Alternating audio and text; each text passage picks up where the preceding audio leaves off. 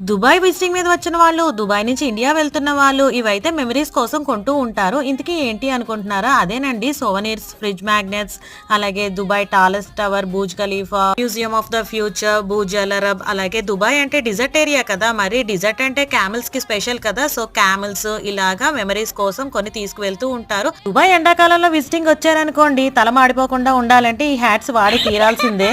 మా చిన్నప్పుడు అల్లావుద్దీన్ సీరియల్ అయితే వచ్చేది. నాకు బయటకు వెళ్ళినప్పుడు ఈ అల్లావుద్దీన్ దీపాలు చూస్తే అలా పాముతూ ఉంటాను. కొంపతీసి జీనీ వచ్చి ఏమన్నా కోరికలు కోరుకోమంటాడేమో అనేసి. ఇంత పెద్ద కోరికలు అయితే ఏం లేవు, కానీ ఉన్నా చెప్పేస్తామా ఏంటి?